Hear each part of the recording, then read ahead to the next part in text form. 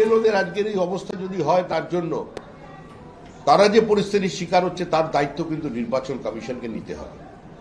নির্বাচন কমিশন দিল্লিতে জ্ঞানেশ কুমার বসে থাকবেন, উনি জ্ঞানগর্ভ দুটো তিনটে স্টেটমেন্ট দেবেন, আর পশ্চিমবঙ্গের স্থিতি অন্যরকম হবে, এটা হতে পারে না। কে বলে যে আমি স্যাটিসফাইড? জ্ঞানেশ কুমারকে এখানে আসতে হবে, বীরভূমে আসতে হবে, মুর্শিদাবাদে আসতে হবে, ডোমকলে আসতে হবে, ভাঙড়ে আসতে হবে, উত্তর 24 পরগনায় আসতে হবে।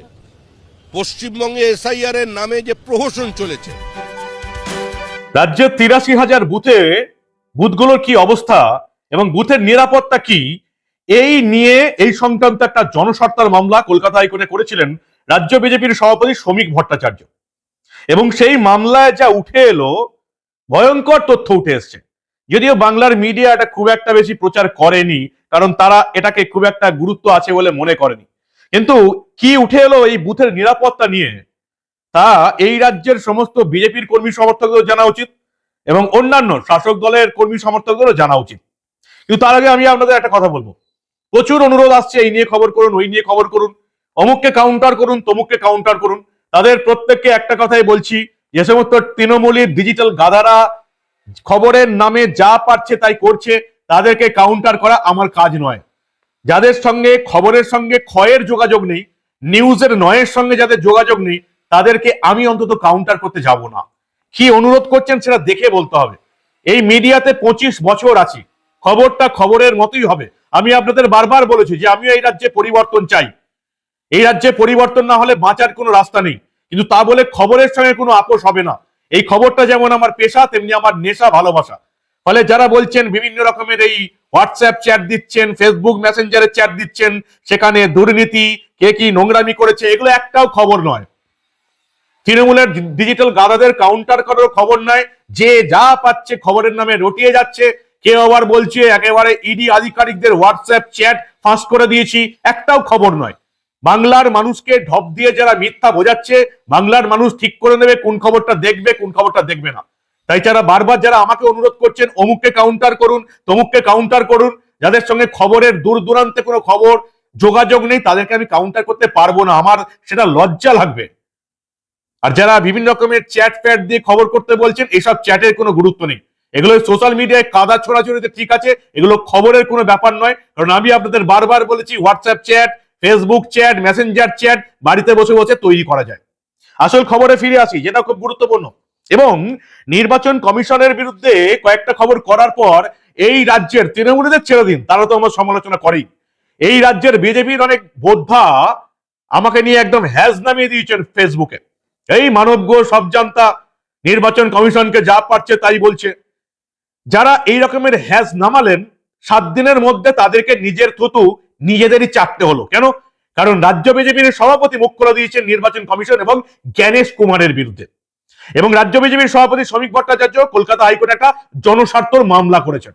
আমি আপনাদের প্রত্যেকে আরো একবার বলে দিচ্ছি, যা কিছু আমি বলি সবটাই তথ্য, প্রমাণ এবং যুক্তি দিয়ে, খবরের সঙ্গে কোনো আপোষ নয়। ফলে খবর নিয়ে সমালোচনা করছেন করুন, ফালতু সমালোচনা করে আমার বিরুদ্ধে লেগে কোনো লাভ হবে না।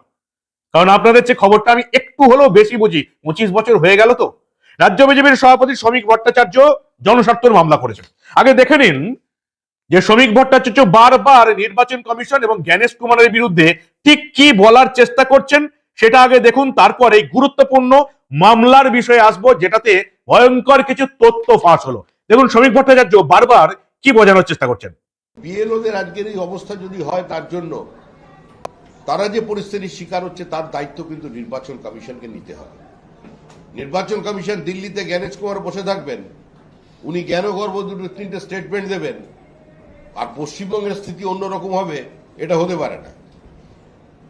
নির্বাচন কমিশনকে আসতে হবে, এখানে জ্ঞানেশ কুমারকে আসতে হবে, কি অবস্থায় বিএলওরা আছে তার দেখতে হবে, কিভাবে প্রক্রিয়া চলছে সেটাকে বুঝতে হবে। দুজন প্রতিনিধি পাঠালে চলবে না, তার প্রতিনিধি এখানে ওই অফিসের মধ্যে কিভাবে আছেন সেটা তাকে বুঝতে হবে। দিল্লি থেকে একজন অফিসার পাঠিয়ে দিলাম আর তারপরে ওপর থেকে বসে মনিটরিং করলে চলবে না। পশ্চিমবঙ্গের পরিস্থিতি অন্যান্য রাজ্যের থেকে আলাদা। বিহারের নির্বাচন হয়ে গেছে, কোনো বুথ দখল নেই, কোনো বোমাবাজি নেই, কোনো হত্যা নেই, কোনো জেসিবি মেশিন দিয়ে বাড়ি ভাঙা নেই, থান কাপড় বিতরণ নেই, কোনো জায়গায় মোটরসাইকেলের র্যালি নেই। এত বড় নির্বাচন হয়ে গেল বিহারে, এতগুলো রাজনৈতিক দল, যেখানে কাস্টিজম একটা সোশ্যাল রিয়ালিটি, তারপরেও সেখানে কোনো সংঘাত নেই। আর আমাদের এখানে নির্বাচনের পরে ভোট পরবর্তী হিংসা নেই। কারোর বাড়ি, আরজেডির একটা কর্মীর বাড়ি ভাঙা হয়নি, একজনকেও নাক্ষত দেয়ানো হয়নি,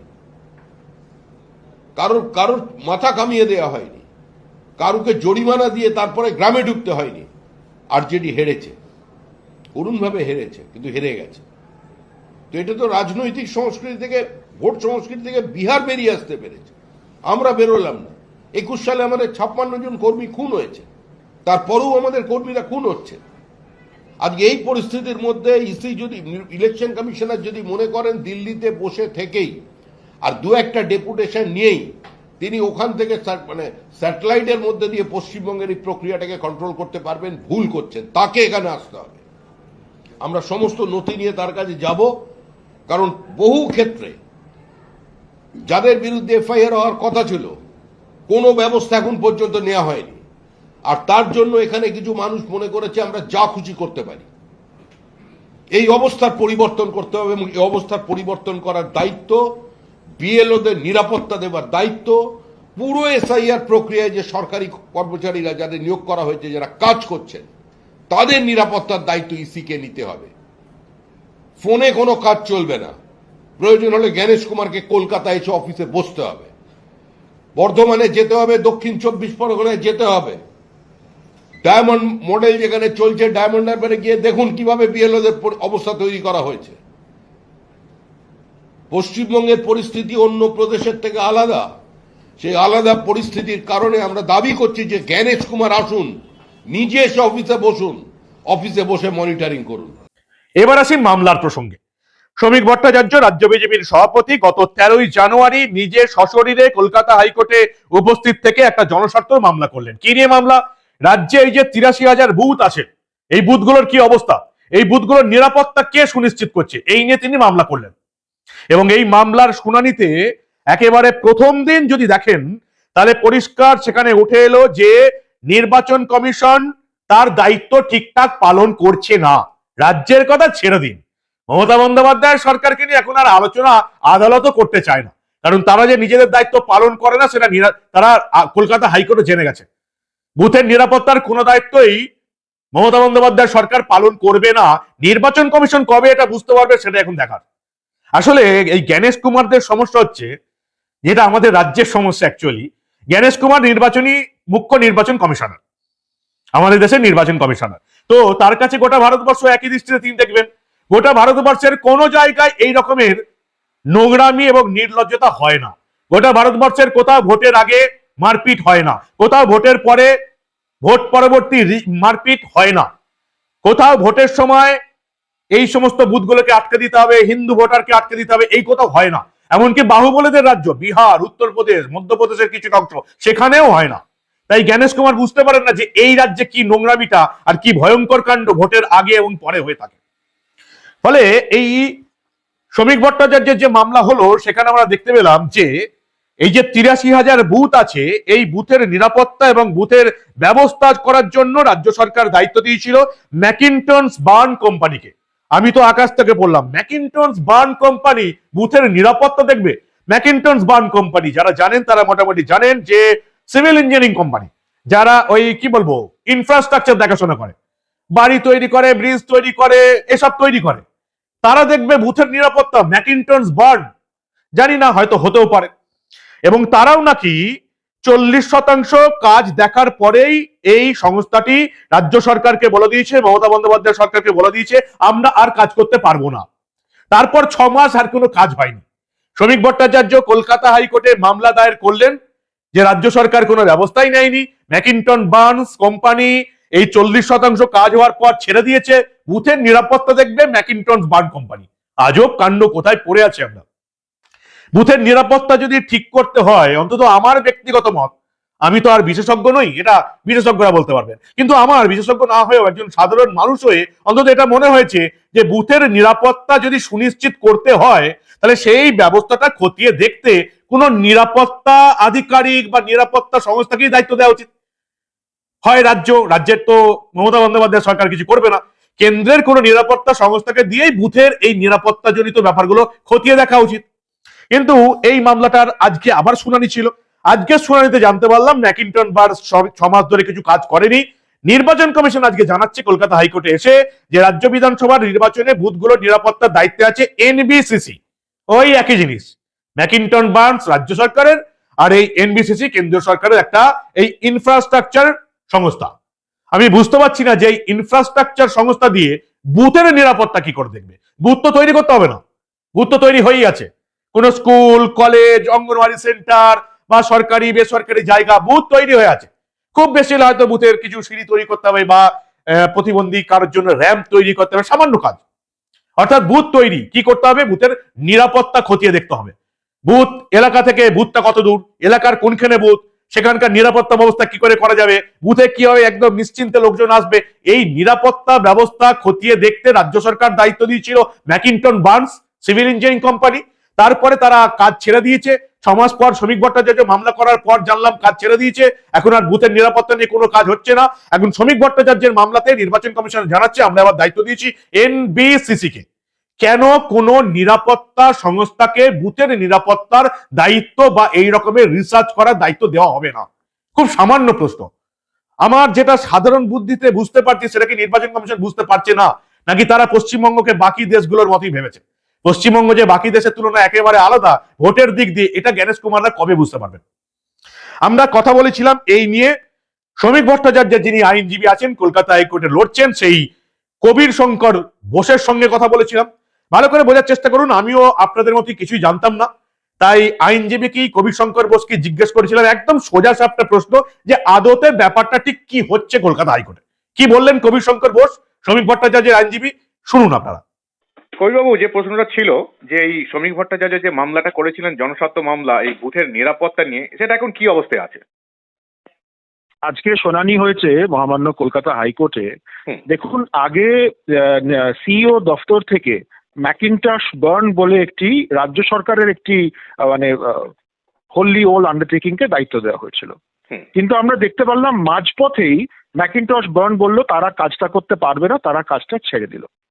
তো যেহেতু বুথ রেডি হয়নি, এএফ অ্যাশোর্ড মিনিমাম ফ্যাসিলিটিস বুথে ছিল না, তো মাননীয় ভারতীয় জনতা পার্টির রাজ্য সভাপতি শ্রমিক দা উনি কোর্টে দ্বারস্থ হলেন। আজকে কোর্টে জানা গেল যে সিইও একটা নতুন সংস্থাকে এনগেজ করেছেন, NBCC, national building corporation. This is under the ministry of housing, government of India. এরা কনসালটেন্সি করে। তো তাদের এনগেজ করা হয়েছে, তারা নাকি কনসেন্টও দিয়েছে। আজকে এটা কোর্টের সামনে এটা রাখা হয়েছে। এবং আরেকটা প্রেয়ার যেটা করা হয়েছে যে ইলেকশনের আগে যাতে একটা ইন্ডিপেন্ডেন্ট সার্ভে করা হয় যে ভেদার আমাদের যে 80,000 ওপরে বুথ আছে পশ্চিম বাংলায়, আদৌ ওখানে মিনিমাম ফ্যাসিলিটিস যেগুলো সেগুলো দেওয়া হচ্ছে কি না। তো এটাই হচ্ছে মামলাটাকে নিয়ে। তো আজকে হাইকোর্টে এটা হয়েছে, আগামী বুধবার দিন মামলা আছে। তো সেটা আমরা খুঁটিয়ে দেখবো এবার। কিন্তু এই যে মানে বুথের নিরাপত্তা সংক্রান্ত দায়িত্ব যারা এতদিন যারা দায়িত্ব ছিল, যারা ছেড়ে দিল ম্যাকিন্টশ বার্ন, তাদের কি সেই যোগ্যতা ছিল নিরাপত্তা সংক্রান্ত ব্যাপার তারা করবে? না, এটা তো রাজ্য সরকারের কোম্পানি ছিল। তো ম্যাকিন্টশ বার্ন কেন মাঝপথে ছেড়ে দিল? ওদের ওপরে কি কোনো প্রেশার এলো? ওয়াজ দেয়ার সাম এক্সট্রেনিয়াস রিজনস? তো হাইকোর্টে কিন্তু আমরা তাই জন্যই দ্বারস্থ হয়েছি। এটা তো জানতে হবে যে কেন ওরা মাঝপথে এমনি সবাইকে একটা লড়ছে দেখে চলে গেল। তো ওদের কি কোনো বাধা এলো? হ্যাঁ। আর এই যে এনবিসিসি, এটা তো কেন্দ্রীয় সংস্থা দায়িত্ব দেওয়া হয়েছে, তাই তো? হ্যাঁ, এরা একটা Navratna company under ministry of housing, government of India. এরা ইন্ডিপেন্ডেন্ট ভাবে এই দায়িত্বটা এবার পালন করবেন। কিন্তু এই যে এখন আমাদের যে রাজ্যের মানে রাজনৈতিক যেটা পরিস্থিতি বা সরকার বা পুলিশ প্রশাসন যেটা করছে, তারা কি আদৌ এই কেন্দ্রীয় সংস্থাকে বুথের নিরাপত্তার কাজ ঠিকঠাক করতে দেবে বলে মনে হয়? আমি এবার আপনাকে বলি। দেখুন, এই যে বুথের যে কাজগুলো হবে এর ফাইন্যান্সিয়াল অ্যাপ্রুভাল আসে রাজ্য সরকারের কাছ থেকে। আচ্ছা। রাজ্য সরকার টাকাই দিচ্ছে না। রাজ্য সরকার কোর্টে বলছে যে আমাদের ফান্ডস নেই, মাদ্রাসায় কম টাকা গেছে, বাকি যে আমাদের পাড়া আমাদের সমাধান ওখানে টাকা গেল, বাকি এই যে গতকাল একটা অ্যানাউন্সমেন্ট হলো যে টাকা বাড়বে, ও টাকা যাচ্ছে। কিন্তু ইলেকশনের জন্য বুথ রেডি করার জন্য রাজ্য সরকার হাত তুলে দিচ্ছে কলকাতা হাইকোর্টে যে আমাদের কাছে টাকা নেই। কিন্তু আজকে কলকাতা হাইকোর্টও কিন্তু একটা জিনিস বলেছে যে মানে নির্বাচন কমিশনকে বলেছে যে আপনারা সব ব্যাপারে আদালতে কেন আসছেন, আপনারা রাজ্য সরকারকে কেন বলছেন না? দেখুন, শ্রমিকদার আইনজীবী হিসেবে যিনি জনস্বার্থ মামলা করেছেন, আমরা কোথায় যাব? আমরা যাবোটা কোথায় যদি রাজ্য সরকারের এত ব্যর্থতা? ইলেকশন এক মাসের মাথায় আজকে যদি এই জায়গায় বুথ রেডি নেই, বুথ নিরাপত্তা নেই, অ্যাশোর্ড মিনিমাম ফেসিলিটিস, যেই বুথে র্যাম্প লাগবে, বেসিক জিনিসগুলো নেই, আমরা হাইকোর্টে যাব না আর কোথায় যাব? তো আমরা সওয়াল জবাব হাইকোর্টে করছি। আগামী বুধবার মামলাটা আছে, আমরা চেষ্টা করব যাতে হাইকোর্ট থেকে সঠিকভাবে এটা রায় আসে। কবিবাবু, লাস্ট একটা প্রশ্ন। আমরা শ্রমিকবাবুকেও বলতে শুনেছি যে উনি জ্ঞানেশ কুমারকে বলেছেন যে দিল্লি থেকে এসে কলকাতায় আসুন, এখানকার পরিস্থিতি দেখে তারপরে বিচার করুন। আমার কি মনে হয় যে নির্বাচন কমিশন এই রাজ্যের ক্ষেত্রে নিজের দায়িত্বটা ঠিকঠাক পালন করছে? দেখুন, ওনাদের এখানে আসা উচিত। এই যে বাংলা জুড়ে একটা অরাজকতা চলছে এসআইআর নিয়ে, আমরা দেখতে পাচ্ছি মুখ্যমন্ত্রীও সুপ্রিম কোর্ট চলে গেলেন। ইআরওরা ফলস কেস করছে আমাদের কার্যকর্তা। মানববাবু, আপনাকে একটা ঘটনা দিই, বেহালা পণ্যশ্রী একটা ইলেকশন মামলায় ওখানে জুড়ে দিচ্ছে হচ্ছে সেডিশন, মানে ভারতবর্ষের এগেনস্টে নট ডিক্লেয়ার করা একটা সেডিশন সেকশন জুড়ে, নন বেলেবল সেকশন জুড়ে অ্যারেস্ট করে দিচ্ছে। এই হলো এখানে পরিস্থিতি। তো হ্যাঁ, মুখ্য নির্বাচন কমিশনার সিইসি কে, জ্ঞানেশ কুমার স্যারকে এখানে এসে দেখা উচিত যে কি চলছে, আর ইমিডিয়েটলি তাদের পাওয়ার আছে under the constitution to pass direction. তারা কেন পুলিশ ফোর্সকে নিয়ে নিচ্ছে না তাদের আন্ডারে? কারণ কি police is misusing their powers. Immediately স্টেপটা করা উচিত। এই হচ্ছে এখনকার অবস্থা। বিজেপি রাজ্য সভাপতি মামলা করলেন কলকাতা হাইকোর্টে। মামলা ছিল ৮৩,০০০ বুথের নিরাপত্তা নিয়ে। রাজ্য সরকার কোনো জবাব দিতে পারলো না। এমনকি রাজ্য সরকারের কথা ছেড়ে দিন, তারা বুথের নিরাপত্তা করবেও না, কারণ তারা ভোটে রিগিং করবে, বুথের নিরাপত্তা কি করে করবে? তৃণমূলকে বাদ দিন। এমনকি আজকে কলকাতা হাইকোর্টে বিচারপতিরা বলছেন, নির্বাচন কমিশনকে রীতিমতো ঠুকে দিলেন। তারা নির্বাচন কমিশনকে বলছেন, আপনারা হচ্ছেন একটা স্বাধীন সংস্থা, সংবিধান স্বীকৃত সংস্থা, আপনাদের হাতে প্রচুর দায়িত্ব রয়েছে, প্রচুর ক্ষমতা রয়েছে, তা হলেও আপনারা কাজ না করে আদালতের উপর নির্ভর করছেন কেন? খুব যুক্তিসঙ্গত আজকে প্রশ্ন করেছে কলকাতা হাইকোর্ট।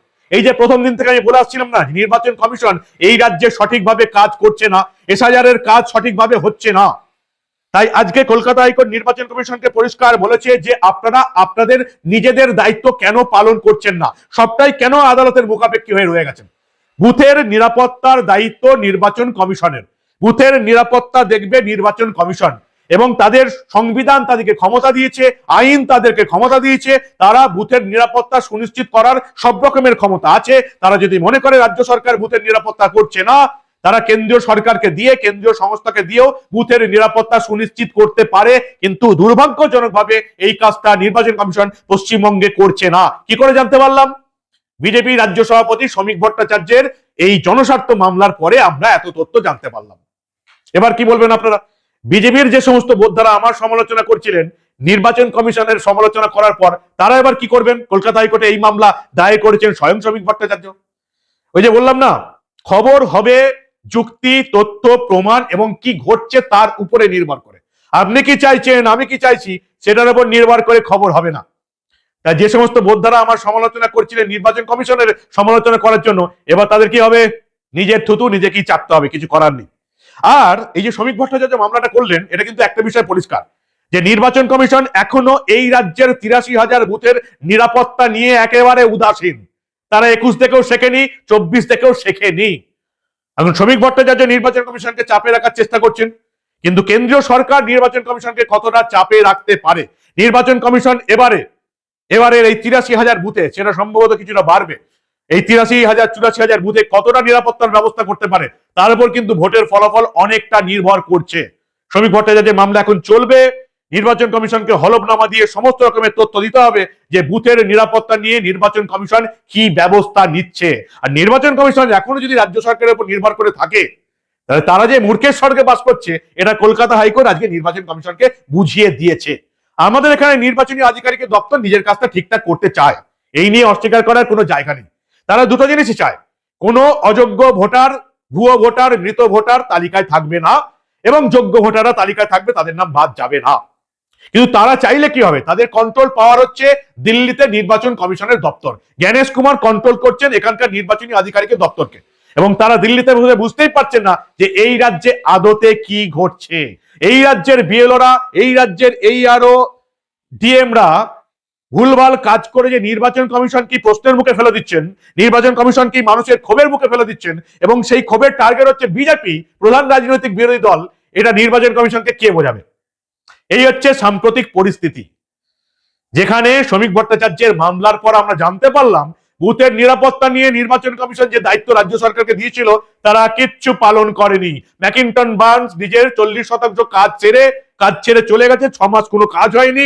কেন্দ্রীয় একটা সংস্থাকে আবার দায়িত্ব দেওয়া হয়েছে, কিন্তু তারাও নিরাপত্তার দায়িত্ব কতটা সুনিশ্চিত করতে পারবে, যথেষ্ট প্রশ্ন রয়েছে। কি বলবেন আপনারা? বাংলার মিডিয়া এই খবর পাবেন, বিখ্যাত সাংবাদিকরা এই খবরগুলো করবে।